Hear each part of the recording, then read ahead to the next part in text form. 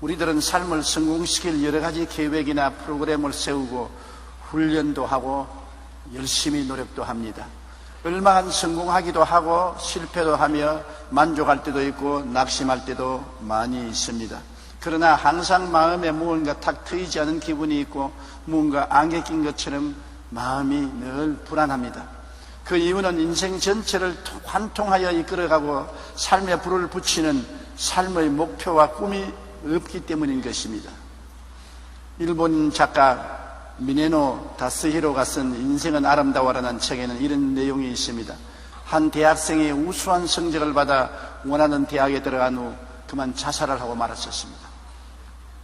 비통하게 느낀 부모들이 애통하고 그 아들을 장례 지내고 난 다음에 아들의 일기장을 펼쳤습니다. 그 일기장에는 유서가 기록되어 있었습니다. 아버지 어머니 죄송합니다. 저는 오로지 대학 입시만을 위해 공부했습니다. 그러나 합격한 지금 그 모든 것이 헛되다고 생각합니다. 도대체 무엇을 위해 공부하고 무엇을 위해 살아가야 하는지 잘 모르겠습니다.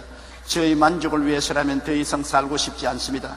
작가는 이 이야기를 통해 우리가 날마다 어떤 가치와 목적을 향해 살아가야 하는가를 본질적인 질문을 질문하고 있습니다. 맞습니다. 우리의 삶은 성공시킬 여러 가지 계획을 세우고 이를 위해 훈련하고 노력합니다. 그러나 항상 마음속에 무엇인가 빈자리가 있고 안개 낀 것처럼 불안합니다. 그 이유는 인생 전체를 이끌어가고 삶을 깨뜨려가는 목표와 꿈이 없기 때문인 것입니다. 우리 일생을 살아갈 수 있는 목표와 꿈이 우리 마음속에 있어야 되는 것입니다. 사도 바울 선생은 일관된 삶의 목표를 가지고 있었습니다. 그는 그냥 막연하게 예수 그리스도의 복음만 전하는 사람이 아니었습니다. 일평생에 그가 뛰어갈 수 있는 목표를 분명히 마음속에 가지고 있었습니다. 빌립보서 3장 13절로 14절에 형제들아 나는 아직 내가 잡은 것 줄로 여기지 아니하고 오직 한 일 즉 뒤에 있는 것은 잊어버리고 앞에 있는 것을 잡으려고 표대를 향하여 그리스도 예수 안에서 하나님이 위에서 부르신 부르심의 상을 위하여 달려가노라. 뒤에 있는 것은 잊어버리고 만다는 것입니다. 뒤에 있는 것을 자꾸 거지장스럽게 돌아보면 그게 잡히고 걸리게 되는 것입니다. 앞에 있는 것을 잡으려고 표대를 향해서 달려간다. 그는 표대가 분명히 있기 때문에 동서남북 온갖 데 마음을 흩뜨리는 것이 생길지라도 거기에 끌리지 아니하고 표대를 향하여 달려갔습니다. 그 표대가 무엇입니까? 그리스도 예수 안에서 하나님이 위에서 부름의 상이 바로 그 표대인 것입니다. 바울의 인생 표대는 하나님이 주신 사명, 즉 이방인의 사도 직분을 다하는 것입니다. 하나님께서 그를 이방인의 사도로 불렀기 때문에 온 천하 이방에 나가서 복음을 전가하겠다는 것이 그 삶의 분명한 표대요 목적인 것입니다. 사도행전 9장 15절에 주께서 이르시되 가라, 이 사람은 내 이름을 이방인과 임금들과 이스라엘 자손들에게 전하기 위하여 택한 나의 그릇이라고 말한 것입니다. 특별히 하나님이 바울 선생에게는 이방인과 임금들과 이스라엘 자손에게 전하기 위한 택한 그릇이라고 말한 것입니다. 그리고 그는 하나님께 칭찬받고 상 받기를 원했습니다. 잘했다고 칭찬받고 하나님이 상 주시는 훌륭한 전도자가 되기를 원한 것입니다. 고린도전서 9장 24절에 운동장에서 다름질하는 자들이 다 달릴지라도 오직 상을 받는 사람은 한 사람인 줄을 너희가 알지 못하느냐. 너희도 상을 받도록 이와 같이 다름질하라. 다 같은 사람들이 운동장에서 뛰지 않아요. 그러나 1등하는 사람이 상을 얻는 것처럼 일심으로 앞을 보고 내가 달려야 1등을 하지 뒤를 돌아보면 1등을 못합니다. 저는 옛날에 800m 선수여서 언제나 경기가 있으면 선수로 나갔습니다. 그런데 한 번은 800m를 뛰는데 제가 제일 1등을 달려가다가 마음에 교만한 생각이 생겼습니다. 아무도 나를 따라오지 못하지 하고 뒤를 돌아보는 쯤에 사람들이 다 내 앞으로 가버리고 말았었습니다. 뒤를 돌아보다가 상을 잃어버리고 말하는 것입니다.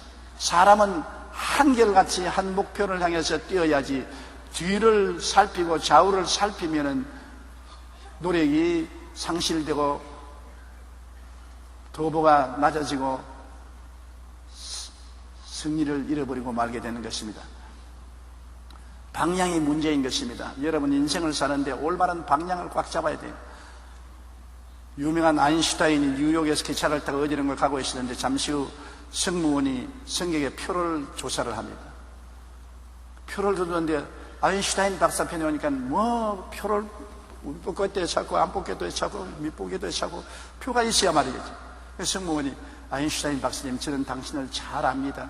속이고 탈 분이 아니신 것을 아는데 표를 못 찾는가 보니 내가 받은 줄 알고 그냥 지나가겠습니다. 고맙네. 그리고 그 승무원이 지나가서 전부 표를 거두고 30분 만에 돌아오는데 지금도 또 표 찾는다고 야단이거든.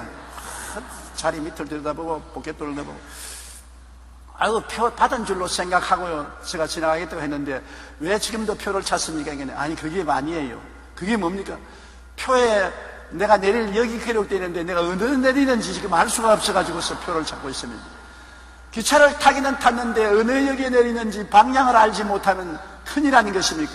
우리 인생이 살기는 사는데 어디에 가며 어느 곳에 무엇을 하는지를 분명히 알지 못하고 방황을 하면은 우리 인생은 실패하고 마는 것입니다. 많은 사람들이 무엇인가 열심히 합니다. 문제는 가야 할 장소를 알지 못하는 것입니다. 바울 선생은 표대를 향하여 그리스도 예수 안에서 하나님이 위해서 부르신 부르심의 상을 위하여 달려간다고 말하는 것입니다. 우리는 삶의 표대를 확실히 알아야 되는 것입니다. 나는 무엇을 향해서 달려가느냐? 오늘 여러분은 무엇을 향해서 달려가는 것입니까? 아침에 일어나서 세수하고 옷 갈아입고 밥 잡수시고 출발해서 인생을 추구하는 매일매일의 생활을 합니다. 그러나 그 생활 전체를 꿰뚫어 이끌어가는 삶의 목표가 무슨 것입니까? 그냥 사는 것입니까? 먹고 자고 깨다가 죽는 것입니까? 적은 일이든 큰 일이든 나의 삶에 목표를 두고 뛰어야 나중에 후회함이 없는 인생을 살게 되는 것입니다. 그러므로 우리는 주님 앞에서 내 인생이 무엇인지 그 목표를 알아야 되는 것입니다. 모든 자연도 다 목표를 가지고 있는 것입니다. 장미꽃은 장미꽃으로서의 목표를 다하는 것입니다. 다리아는 다리아, 찔레꽃은 찔레, 봉숭아꽃은 봉숭아, 며느리 바풀꽃은 며느리 바풀꽃으로 자기의 크고 적은 존재에 불구하고 목표를 달성하는 것입니다. 내가 가정주부로서 하나님 부르심을 받았으면 가정주부로서 일생을 잘 살았으면 목표를 다하는 것입니다. 자녀를 잘 기르는 것을 사명으로 삼았으면 자녀를 잘 길러내므로 목표를 다한 것입니다. 내가 사업가로서 일을 한다면 사업을 잘해서 나라에 기여하고 많은 사람에게 직장을 주는 것을 잘하면 그로서 내 인생의 목표를 다한 것입니다. 크고 적은 목표가 문제가 아닌 것입니다. 하나님이 나에게 해당해서 하라고 주신 일을 끝까지 잘 성취하여 좌왕무양하지 않고 달성하는 것이 하나님의 뜻인 것입니다. 우리가 목표를 향해서 달려가면 수많은 어려움이 다가오는 것입니다. 바울 선생이 하나님의 부르신 부름을 향해서 달려가는 그 일생에 수많은 위험과 고통을 당한 것입니다. 고린도후서 11장 26절에 보면 여러 번 여행하면서 강의 위험과 강도의 위험과 동족의 위험과 이방인의 위험과 시내의 위험과 광야의 위험과 바다의 위험과 거짓 형제 중의 위험을 당했었습니다. 가는 곳마다 위험이 도사리고 있는 것입니다. 우리가 목표를 향해서 나아가는데 하나님이 같이 계심으로 평안하게 아무 어려움 없이 갈 것이라고 생각하면 안 됩니다. 수많은 위험이 다가옴에도 불구하고 하나님을 의지하고 그를 이기고 나가는 것이 우리 인생 여행인 것입니다. 고생이 따라오는 것입니다. 인생을 사는데 고생 안 하는 사람 절대 없습니다. 고린도후서 11장 27절에 또 수고하며 애쓰고 여러 번 자지 못하고 줄이며 목마르고 여러 번 굶고 춥고 헐벗었노라. 바울 선생의 인생은 수고하고 애쓰며 여러 번 자지 못하고 줄이며 목마르고 여러 번 굶고 춥고 헐벗는 인생길을 살았습니다. 그는 하나님의 종이었고 하나님이 같이 하였습니다만 하나님이 같이 한다고 해서 인생 고난을 면제해 주지는 않습니다. 고난을 하나님을 믿는 믿음으로 극복하고 나가는 것입니다. 나는 왜 예수 잘 믿는데 우리 가정에 이렇게 시련과 환난이 많으냐? 왜 남편이 가시가 되고 아내가 문제가 되느냐? 자식들이 고통을 갖다 주느냐? 그것은 인생을 살아가는데 다 같이 당하는 것입니다. 그런 것을 예수 이름으로 하나님께 기도하고 부르짖어 문제를 극복하고 해결해 나가는 것이 신앙생활인 것입니다. 문제가 없는 것이 신앙생활이 아니라 문제를 해결하고 극복해 나가는 것이 신앙인 것을 알아야 되는 것입니다. 바울 선생은 복음을 전하다가 수많은 형벌을 당하고 감옥에 들어가서 고생했습니다. 고린도후서 11장 23절로 25절에 그들이 그리스도 일꾼이냐 정신없는 말을 하거니와 나는 더욱 그러하도다. 내가 수고를 넘치도록 하고 옥에 갇히기도 더 많이 하고 매도 수없이 맞고 여러 번 죽을 뻔하였으니 유대인들에게 40에 하나가만 매를 5번 맞았으며 3번 태장으로 맞고 1번 돌로 맞고 3번 파선하고 일주야를 깊은 바다에 지냈으며 그와 같이 말했었습니다. 바울 선생은 수많은 형벌과 투옥을 당했었습니다. 그럼에도 불구하고 그는 꾸러지지 않고 일어났습니다. 보통 사람 같으면 벌써 꾸러지고 낙심하고 좌절하고 절망했을 것인데 오뚜기처럼 일어날 수 있는 것은 그의 속에 하나님이 계시기 때문인 것입니다. 하나님의 부르심을 향해서 나아갈 때 하나님의 생명이 그 속에 있는 것입니다. 예수 믿지 않는 사람은 육신의 생명의 힘으로 살기 때문에 힘에 부딪히면 무너지고 부러지고 마는 것입니다. 그러나 예수를 구주로 믿은 사람 속에는 성령으로 말미암아 하나님의 생명이 속에 들어와 있는 것입니다. 예수의 생명이 들어와 있는 것입니다. 부활의 생명이 들어와 있는 것입니다. 그러므로 육신으로 아무리 시험과 환난을 당하고 고통을 당하고 넘어지더라도 오뚜기처럼 일어날 수 있는 내적인 힘이 있는 것입니다. 하나님의 힘이 속에서 솟아오르는 것입니다. 바울 선생은 그 일생을 살아가면서 질병으로 많은 고통을 당했었습니다. 요사이 같이 좋은 의료시설이 없고 의사를 만나볼 수도 없는 처지에 약도 없는데 그런 몸에 고통을 당하면서도 온 구라파를 보고만 한 것입니다. 고린도후서 12장 7절로 9절에 보면 여러 계시를 받은 것이 지극히 크므로 너무 자만하지 않게 하시려고 내 육체에 가시고 사탄의 사자를 주었으니 이는 나를 쳐서 너무 자만하지 않게 하리 하심이라. 이것이 내게서 떠나가게 하기 위하여 내가 3번 주께 간구하였더니 얼마나 몸이 아팠기 때문에 그는 3번 주님께 간절히 구했으니 나에게 이르시기를 내 은혜가 내게 족하도다. 이는 내 능력이 약한 데서 온전하여 짐이라 하신지라. 그러므로 도리어 크게 기뻐함으로 나의 여러 약한 것들에 대하여 자랑하리니 이는 그리스도의 능력이 내게 머물게 하리 함이라. 몸이 약했어요. 바울 선생은 무슨 병인지는 분명히 말하고 있지 않습니다. 육신에 가시가 들어와서 수없이 가시가 몸을 찌르고 고통을 줬는데 이것이 바로 사탄의 사자라고 말하는 것입니다. 한 번 기도한 것이 아닙니다. 바울 같은 기도 용사가 2번 기도하고 3번 간절히 기도해서 이 사탄의 사자를 물리쳐달라고 하니까 하나님이 내 은혜가 내게 족하다. 내가 계시를 너무나 많이 받고 은혜를 너무나 많이 받았기 때문에 교만해지기 십상이다. 교만해지면 은혜도 떠나가고 하나님 은혜도 다 잃어버리고 마는 것이니 너가 깨어지게 하기 위해서 끊임없이 사탄의 사자가 너를 괴롭힘으로 하나님께 매달리게 만들어서 너로 하여금 하나님의 은혜 속에 사역하게 만들었다고 말하는 것입니다. 사람은 고통스러워야 매달리는 것입니다. 여러분 편안하고 등 따쓰고 배부르면 기도하지 않습니다. 무슨 말을 해도 등 따쓰고 배부르면 기도 안 해요. 고통스러우면 주야로 기도하는 것입니다. 고통이 적으면 적게 기도하고 많으면 많이 기도하고 고통이 크면 금식하고 철야하며 기도원에 가서 부르짖게 되는 것입니다. 인간의 기도는 자기의 고통에 정비해야 하는 것입니다. 그렇기 때문에 우리 인생 생활에 완전히 고통이 없는 삶을 하나님이 허락하지 않은 것은 신앙을 잃어버리기 때문인 것입니다. 여러분의 신앙에 불이 붙어있기 위해서는 기도해야 되고 기도는 괴로워야 기도하지 편안하면 기도를 안 하기 때문인 것입니다. 아무 일도 없는데 열심히 신앙을 가지고 하나님께 헌신한 사람 보았습니까? 없습니다. 좋은 일이 생기면 타락하지요. 제가 50년 목회하면서 수많은 사람하고 카운셀링 했습니다. 병들고 고통스럽고 괴로울 때는 하나님이 이 병만 고쳐주시고 이 문제만 해결해 주시면 새벽 기도도 열심히 하고 주일날도 열심히 나오고 철야 기도도 하고 하나님께 축복 충성을 다하겠습니다. 그런 말 수없이 들었습니다. 하나님이 응답해 주고 난 다음에 건강을 회복하고 문제가 해결되고 난 다음 그만 게을러져서 교회도 안 나오고 시름시름 세상을 향해서 나갈 때 제가 붙들고 카운셀링 한 적이 한두 번이 아닙니다. 그럴 때마다 하는 말이 병 나았는데 뭐라고 교회 나갑니까? 문제 다 해결되었는데 뭐 열심히 해야 되는 것입니까? 벌써 게을러지는 것입니다. 우리는 하나님께 바울 선생처럼 고통이 있는 것을 감사해야 되는 것입니다. 괴롭기 때문에 기도할 수 있고 고통스럽기 때문에 하나님을 찾고 하나님의 은혜를 받게 되는 것입니다. 육신은 괴로워도 영적으로는 축복을 받고 영적으로 부흥하고 발전하게 되므로 감사해야 되는 것입니다.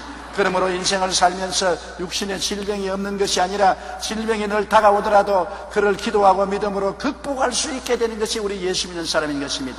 믿지 않는 사람은 극복을 못합니다. 그러나 우리는 예수 이름으로 기도해서 극복할 수 있는 하나님의 힘이 우리에게 주어지는 것입니다. 하나님의 은혜가 우리에게 임하여 우리는 넉넉히 이기는 것입니다. 환난이나 공고나 적신이나 위험이나 기근이나 칼이냐 이 모든 일로 이래 우리를 사랑하시는 이로 말미암아 우리는 넉넉히 이긴다고 말씀하고 있는 것입니다. 여러분은 이깁니다.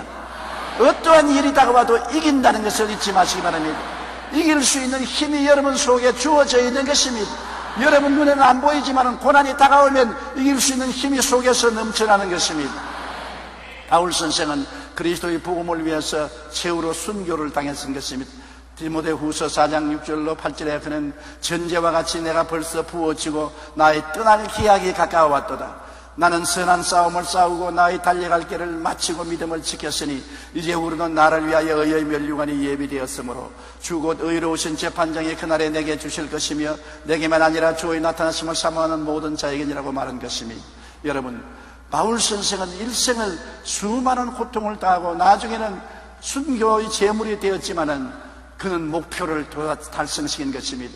온 이방의 복음을 전가하는 목표를 달아냈습니다. 그는 예루살렘에서 이루리건까지 편만하게 복음을 전하였다고 말한 것입니다. 하나님의 부르신 소명을 따라 목표를 향해서 달려가는데 끝없는 난관과 고통이 다가왔으나 이를 다 극복하고 나갈 수 있는 것은 그의 속에 목표가 분명히 있었고 목표를 향해 나갈 때 하나님의 능력을 그 속에 부어주시기 때문인 것입니다. 여러분도 크고 작은 인생의 목표를 향해서 하나님을 섬기면서 나아갈 때 일을 할 수 있는 은혜가 여러분 속에 항상 있다는 것을 잊지 말아주시기를 바랍니다. 존 번연은 시험과 고난은 우리로 하여금 하나님을 찾게 한다고 말했습니다. 마르틴 루터는 시련이 없고 모든 것이 순조로울 때가 가장 위험한 시련이다. 왜냐하면 그때 인간은 하나님을 망각하고 유혹을 받게 되기 때문이라고 말한 것입니다. 서도 바울은 수많은 위험에 처하고 고생하며 수많은 형벌과 투옥, 시련을 견디며 오직 하나님만 바라보고 주신 사명을 이루기 위해 최선을 다해서 뛰어갈 수가 있었던 것입니다. 여러분, 저도 이제 50년 목회 생활을 끝내고 은퇴를 하려고 하고 있습니다. 저희 50년 목회 생활을 돌아볼 때 정말 바울 선생처럼 시련의 연속인 것을 고백할 수밖에 없습니다. 저는 23살에 전도사가 되어 개척 전도를 시작했습니다. 그때 저희 마음속에는 비장한 각오와 결심이 있었습니다. 목표가 있었습니다. 뭐냐? 나는 유수한 교회를 세우겠다. 세계 역사에 남는 교회를 세우겠다. 그리고 빌리그람과 같이 온 천하 만국에 다니면서 복음을 전하겠다. 두 가지 구름기둥과 불기둥 같은 인생의 목표를 분명하게 정했습니다. 많은 나의 동기 동창들은 그런 꿈이 없었어요. 그냥 남의 교회 가서 목회하든지 적당하게 교회를 개척하면서 살아가야 되겠다고 생각하는 사람이 많았습니다만 저는 마음속에 불타는 꿈이 있었습니다. 구름기둥과 불기둥같이 내 마음속에 타올랐습니다. 유수한 교회를 세운, 역사에 남는 교회를 세우고 온 천하에 다니며 복음을 전가하겠다. 그러한 비장한 결심을 마음속에 했습니다. 그러나 그것이 그렇게 하루아침에 이루어지는 문제가 아니었었습니다. 목회를 시작하고 난 다음 제가 경험해보니 그렇지 않아요. 내 앞을 막는 태산이 너무나 많았습니다. 저는 육체의 병약한 몸이 큰 고통이 되었습니다. 6.25 사변 때 고난을 당할 때 못 먹고 폐병에 걸려서 허약해진 몸이 좀처럼 복구가 되지 않았습니다. 17살에 폐병에 걸려서 후사일생으로 살아났기 때문에 그 이후로부터 허약한 체질이 보강되지 않아서 항상 몸이 허약하고 연약했었습니다. 지긋지긋한 심장병으로 고생했습니다. 심장이 한번 뛰기 시작하면 200분 이상 뛰며 주저앉아야 되는 것입니다. 들어누워서 있으면 죽음의 불길이 발끝에서 머리까지 오락내락 했었습니다. 한번 들어누우면 3시간씩 들어누워서 꼼짝을 못하고 있었습니다. 심장병으로 언제 죽을지 모르는 그러한 고통 속에서 우리 최자실 목사님이 늘 기도할 때 조용기 전도사에게 강철 같은 심장을 달라고 그렇게 늘 부르짖었습니다. 평생을 심장의 고통으로 고생한 것이 기억이 나는 것입니다. 그리고 출혈성 치질과 빈혈로 고생했습니다. 얼마나 피를 많이 흘렸든지 화장실이 피투성이가 될 때가 많았었습니다. 그래서 빈혈로서 늘 어지러워서 고통을 당하는 일생의 괴로움을 겪은 것입니다. 극도의 어지럼증과 육신의 허약으로 1964년 서대문 교회 때 쓰러진 이후로 더욱 악화되어 내일을 기약할 수 없어서 언제나 유언장을 적어서 포켓도에 넣고 살았었던 것입니다. 거기에다가 뼈저린 가난으로 말미암아 하루에 3끼를 먹지를 못했습니다. 못 먹으니까 영양실조가 걸리고 뼈와 살만 붙어서 살았었습니다. 좀 잘 먹어봤으면 좋겠는데 기틀교회에 도움도 없고 돈도 없고 헌금도 들어오지 아니하고 양식이 없으니까 언제나 밀가루 빵을만 반죽해서 먹고 지냈었습니다. 그리고 도와줄 배경이 없는 슬픔이 괴로웠었습니다. 요사이는 모교회도 있고 총회도 있고 선교부도 있어서 도움의 손을 내밀을 수 있지만 제가 개척할 당시에는 아무도 도와주는 사람 없고 아무도 의지할 곳이 없고 오직 하나님밖에 바랄 수가 없어서 주야로 하나님께 하루에 5시간 이상씩 부르짖어 기도하고 주님의 도움을 바랄 수밖에 없는 것입니다. 그런데다가 성령 운동을 하니까 지금은 그렇지 않지만 그때는 이단이다 사설이다 해서 엄청난 대내적인 비난과 공격을 받아서 완전히 미친 사람 취급을 받았었습니다. 그러나 시편 23편 4절로 5절이 저희 마음속에 크나큰 위로가 되었습니다. 내가 사망의 음침한 골짜기로 다닐지라도 해를 두려워하지 않을 것은 주께서 나와 함께 하심이라. 주의 지팡이와 막대기가 나를 안위하시나이다. 주께서 내 원수의 목전에서 내게 상을 베푸시고 기름으로 내 머리에 바르셨으니 내 잔이 넘치나이다. 나의 평생에 주의 선하심과 인자심이 정녕 나를 따르니 내가 야훼의 집에 영원히 거하리로다. 이 말씀을 붙잡고 핍박과 환난을 견뎌낸 것입니다. 저희 마음속에 못 말리는 인생의 2가지 목표가 있었기 때문인 것입니다. 저는 늘 말했습니다. 주님, 살든지 죽든지 흥하든지 망하든지 성하든지 쇠하든지 이 길을 따라갑니다. 따라가다가 죽으면 죽겠습니다. 한국과 세계를 품에 품고 나는 살겠습니다. 유수한 교회가 세워지고 온 천하 만국에 나가서 복음을 전가하는 그날까지 죽도록 뛰겠습니다. 저는 그래서 경험한 것이 있습니다. 수없이 낙심되고 고통스럽고 거꾸로지고 괴로워지고 드러눕고 그렇게 할지라도 내 속에 이것을 이길 수 있는 힘을 늘 주시더라는 것입니다. 내 은혜가 내게 족하도다. 주님께서 은혜를 주셔서 그 은혜로 말미암아 운명과 환경을 극복할 수가 있었던 것입니다. 여러분, 고난을 당할 때 환경을 바라보지 말고 속을 바라보십시오. 속에 계신 예수 그리스도가 은혜의 능력과 힘이 되어 주시는 것입니다. 예수님께서 넉넉히 극복하여 이길 수가 있는 것입니다. 절대로 이 시련과 고난을 이길 수가 없다고 생각될 때도 예수님께서 기도할 때 속에서 능력으로 일어나서 붙들어 주시고 이길 수가 있게 만들어 주신 것입니다. 여러분, 우리는 이기기 위해서 부름을 받고 이기기 위해서 태어난 사람들인 것입니다. 우리는 지지 않습니다. 우리는 이깁니다. 우리는 도움이 없는 것이 아닙니다. 눈에 보이지 않는 우리 돕는 자가 우리 속에 와서 계신 것입니다. 하나님 성령께서 여러분과 나와 항상 같이 계시므로 어떠한 사람의 세력도 이길 수가 있는 것입니다. 시편 81편 10절에 내 입을 크게 열라 내가 채우리라. 우리가 믿음으로 주님께 입을 열면 주께서 능력과 은혜로 채워주시는 것입니다. 우리는 온 천하에 다니며 만민에게 복음을 전파하는 뜻을 떠해 무엇을 하든지 복음을 전가하는 일을 할 때 주님께서 우리를 버리지 아니하고 떠나지 아니하시는 것입니다. 여러분, 우리의 삶을 후회 없이 살기 위해서는 일생을 꿰뚫는 목표와 꿈을 품어야 되는 것입니다. 내가 잘못 살았다고 후회하면 얼마나 안타깝습니까? 내가 마지막 숨을 거두는 그 시간에 내 인생은 헛되게 살았다, 잘못 살았다 탄식하면 어떤 때가 늦고 마는 것입니다.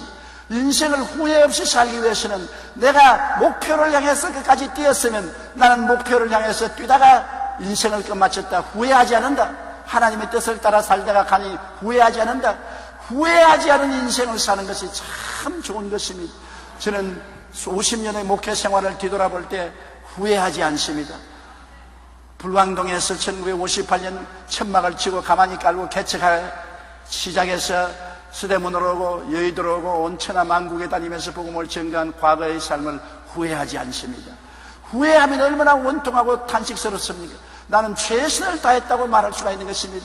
내 마음을 다하고 뜻을 다하고 정성을 다하고 목숨을 다하여 뛸 대로 뛰었다. 더 이상 잘할 수도 없고 더 이하로 못할 수도 없다.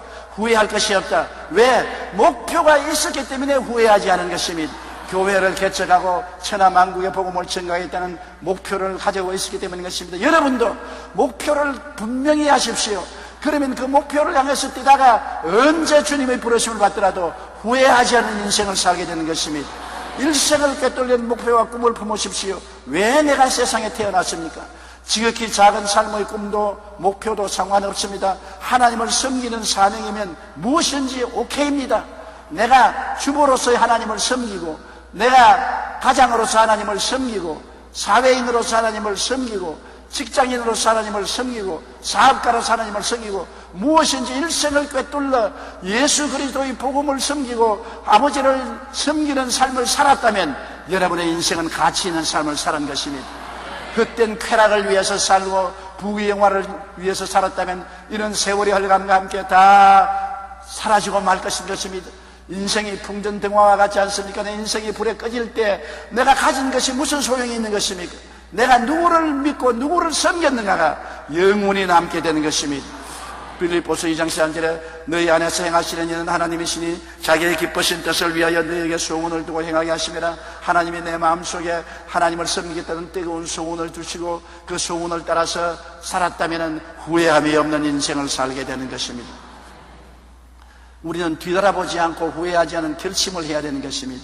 뒤에 자꾸 돌아보고 뒷일을 생각하지 말고 지나간 인생은 되돌릴 수가 없습니다. 내가 울어도 못하고 힘쓰도 못하고 애써도 못합니다. 지나간 것은 지나가 버린 거예요. 지나간 것을 자꾸 돌아보지 말고 새로운 삶의 길을 결심하는 것입니다. 지금이라도 늦지 않은 것입니다. 내가 헛된 인생을 살았으면 지금이라도 늦지 않습니다. 회개하고 예수를 구주로 모셨으면 지금부터라도 우리 가정에서 내 생활에서 그리스도의 영광을 위해서 살겠다는 목표를 결정하시기를 바라는 것입니다. 사도행전 20장 24절에 바울이 말하기를 내가 달려갈 길과 주 예수께 받은 사명 곧 하나님의 은혜의 복음을 전가하는 일을 마치려 하면은 나의 생명조차 조금도 귀한 것으로 여기지 아니한다. 생명도 귀하게 여기지 않을 정도로 헌신할 수 있는 목표를 가지고 인생을 살아야 돼요. 화끈하게 인생을 살아봐야 되는 것입니다. 뭘 질질 끌고 살 필요 없어요. 화끈하게 내 생명조차 귀하게 여기지 아니할 정도로 나의 목표를 성취하기 위해서 달려간다. 그 목표가 뭔 것입니까? 하나님께 받은 바 사명 곧 은혜의 복음을 전가하는 일이 바울 선생의 목표인 것입니다. 우리도 그것인 것입니다. 잘 먹고 잘 입고 잘 사는 것이 인생의 목표가 아닌 것입니다.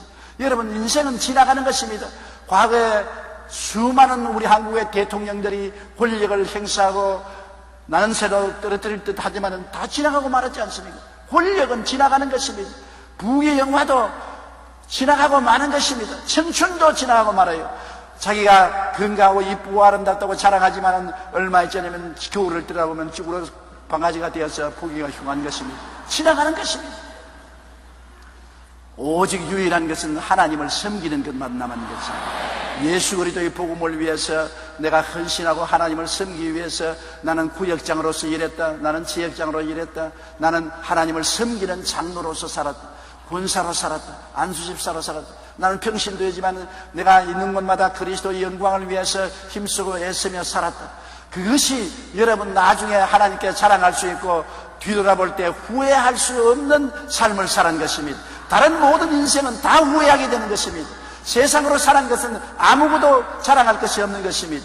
주를 위해서 살은 것만이 후회하지 않고 살아갈 수 있는 것입니다. 히브리서 10장 38절에 나의 의인은 믿음으로 말미암아 살리라. 뒤로 물러가면 내 마음이 저를 기뻐하지 아니하리라. 뒤로 물러가서 침륜에 빠지지 말고 앞으로 예수 그리스도의 영광을 위해서 표대를 향하여 달려가는 삶을 살아야 되는 것입니다. 우리는 백전불구의 신념으로 꿈을 추구해야 되는 것입니다. 우리 어릴 때 무지개를 따라간 적이 있는 것입니다. 무지개 끝에 가면 황금이 꽉 차 있다는 그런 희망한 이야기를 들었기 때문에 무지개가 한 우물에서 다른 우물로 연결된 줄 알고 산을 넘고 들을 가로지르고 시내를 건너면서 가시에 찔리고 핥히면서 무지개를 따라 몇 시간이고 뛰어본 적이 있는 것입니다. 그러나 허망하게 무지개를 잡지를 못했습니다. 우리 그리스도의 헌신, 그리스도의 사랑을 향한 그 무지개를 향해서 뛰는 것은 결국 하늘나라에 도착할 수가 있는 것입니다. 빌립보서 4장 13절에 내게 능력 주신 자 안에서는 내가 모든 것을 할 수 있다. 모든 것을 할 수 있는 능력이 하나님이 주어졌습니다. 여러분은 외로운 인생이 아닌 것입니다. 볼지어다 세상 끝날까지 내가 항상 너와 함께 하리라고 말씀한 것입니다. 하나님은 영이시라 눈에 안 보이는 것입니다. 아버지도 아들도 성령도 눈에 안 보이는 것입니다. 그러나 공기가 눈에 안 보여도 우리 배 속에 가득히 들어와 있는 것처럼 여러분 속에 은혜의 삼위일체 하나님이 들어와 계신 것입니다. 하나님은 여러분에게 능력을 주심으로 모든 것을 할 수 있습니다. 주님을 위해서 사는 데 필요한 모든 힘과 능력은 하나님께서 주셔서 넉넉히 일을 이루고 이길 수 있게 만들어 주시는 것입니다. 마가복음 9장 23절에 예수께서 이르시되 할 수 있거든요. 무슨 말이냐? 믿는 자에게는 능치 못하신 일이 없느니라. 우리가 믿고 나가면 능치 못한 하나님의 능력이 나타나는 것입니다. 우리는 살아가면서 항상 하나님의 인도와 도우심을 구해야 되는 것입니다. 내 속에 계신 하나님, 나를 이끌어 주시고 나를 도와주시옵소서. 하나님은 보좌에 앉아 계실 뿐 아니라 우리와 함께 계시고 우리 가운데 계신 것입니다. 성경에는 말씀합니다. 그날에는 내가 아버지 안에 너희가 내 안에 내가 너희 안에 있는 것을 너희가 알리라. 볼지어다 세상 끝날까지 항상 너와 같이 있겠다고 말씀하신 것입니다. 주님은 이 자리에 우리와 같이 계신 것입니다. 우리가 숨을 쉬듯이 성령이 우리 속에 와서 계시는 것입니다. 우리가 공기 가운데 있는 것처럼 하나님 안에 있는 것입니다. 오직 우리가 하나님을 믿고 하나님을 의지할 때 이 능력이 나타나는 것입니다. 믿지 아니하면 나타나지 않는 것입니다. 의지하지 아니하면 하나님께서 나타나지 않는 것입니다. 목숨을 바쳐서 믿고 의지하면 하나님의 능력이 나타나서 우리를 붙들어 주시는 것입니다. 로마서 8장 26절에 성령도 우리 연약함을 도우시나니 우리는 마땅히 기도할 바를 알지 못하나 오직 성령이 말할 수 있는 탄식으로 우리를 위하여 가친히 간구하시느니라. 도움는 자 성령께서 우리와 같이 계신 것입니다. 어린아이에게는 부모의 도움이 필요하고 학생은 선생의 도움이 필요한 것처럼 우리에게는 성령님이 와서 도우려고 기다리고 있습니다. 도움을 구해야 도와줄 수 있는 것입니다. 성령님을 항상 인정하고 환영하고 모시드리며 의지하고 성령님의 도움을 간구하면 우리의 도우미가 되신 성령께서 우리를 도와주시는 것입니다. 에레미야서 33장 3절에 너는 내게 부르짖어라. 내가 내게 응답하겠고 내가 알지 못하는 크고 은밀한 일을 내게 보이리라. 우리가 하나님께 부르짖어야 되는 것입니다. 기도하지 아니하면 응답하지 않습니다. 부르짖지 아니하면 하나님이 찾아오지 아니하시는 것입니다. 항상 기도하고 부르짖고 외치고 그럴 때 하나님께서 성령으로 우리에게 응답하시고 우리를 도와주시는 것입니다. 우리 하나님은 우리를 멀리 떠나 고말리 장천 먼 곳에 계시지 아니하는 것입니다. 그렇기 때문에 항상 우리는 꿈을 가지고 믿음을 가지고 담대하게 하나님과 함께 동행해야 되는 것입니다. 여러분, 인생은 그냥 떠내려보낼 만큼 한가한 인생이 아닌 것입니다. 인생은 쓰레기 때문에 버리고 갈 인생이 아닌 것입니다. 우리가 하늘나라에 가서 영원히 하나님께 영광과 칭찬과 찬양을 받을 수 있는 삶을 살기 위해서는 그리스도를 섬기고 하나님께 영광을 위해 살겠다는 목표를 분명히 정하시기를 주님 이름으로 축원합니다. 나는 예수 그리스도의 영광을 위해서 목숨이라도 바친다. 내 있는 힘과 능력을 다 바친다. 그래서 주님께 영광을 받도록 하겠다. 일생을 여러분 이래도 살고 저래도 사는데 예수님을 위해서 하나님의 영광을 위해서 살아는 것만이 보람차고 영원히 남는 인생이 되고 나중에 하나님께 나가서 칭찬과 찬양과 영광을 얻게 되는 것입니다. 영광된 일생을 사는 여러분 되시기를 주님 이름으로 축원합니다. 우리 고개 숙여 기도드리겠습니다. 전능하신 우리 아버지 하나님, 우리가 세상에 왜 태어났나요? 하나님께서 아무 목적 없이 인생을 태어나게 하지 아니하셨습니다. 예수를 믿고 구원을 받고 그리스도의 구원의 복음을 전하고 하나님을 기쁘시게 하기 위한 섬기는 생활을 하기 위해서 부름을 받았는데 우리는 이 길을 버리고 자행자지하며 세상을 따라 오래 사는 것을 회개하고 자복합니다. 잘못된 삶을 청산하고 길이요 진리요 생명이신 예수님을 구주로 모시고 하나님을 섬기는 삶에 들어왔습니다. 성령께서 우리와 같이 하셔서 만난을 이길 수 있는 능력을 주시고 은혜를 주시고 그 은혜를 의지해서 열매 맺는 삶을 살게 도와주시옵소서. 기적적인 인생을 살게 도와주시옵시고 성령의 삶을 살게 축복하여 주시옵소서. 예수님 이름으로 기도드리옵나이다.